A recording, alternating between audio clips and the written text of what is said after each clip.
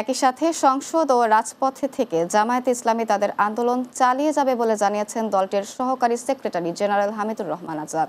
জানান ৩২টি আসনে পুনরায় গণনা করতে হবে। সোমবার দুপুরে নির্বাচন কমিশনে ভোট গ্রহণ, গণনা ও ফলাফল ঘোষণায় বিভিন্ন অনিয়মের অভিযোগ জমা দিয়ে সাংবাদিকদের কাছে তিনি এসব কথা জানান। হামিদুর রহমান জানান, ইসি কোনো পদক্ষেপ না নিলে আইনি পদক্ষেপে যাবে জোট। বড় ধরনের ঘটনা না ঘটলেও নির্বাচনকে প্রশ্নবিদ্ধ করার মতো অনুষঙ্গ ছিল।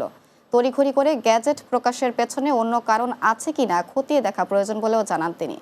জানান, বিভিন্ন জায়গায় সহিংসতার ঘটনার প্রতিবাদে আগামীকাল রাজপথে প্রতিবাদ সভা ও বিক্ষোভ মিছিল করবে 11 দলীয় জোট। ইলেকশন প্রক্রিয়ার মধ্যে যে ভোট গণনা, ফলাফল প্রকাশে ত্রুটি হয়েছে, এগুলো নিয়ে আমরা আজকে কথা বলেছি। পার্টিকুলারলি 32টি আসন চিহ্নিত করা হয়েছে। স্বল্প ভোটের ব্যবধানে এখানে আমাদেরকে হারিয়ে দেওয়া হয়েছে, এটা আমাদের প্রার্থীদের বক্তব্য। আমরা চাই না রাজপথে রাজনৈতিক বিষয় সমাধান করতে হোক। দেশে একটি পার্লামেন্ট গঠিত হয়েছে, হয়তো 2 দিন পরে শপথ হবে।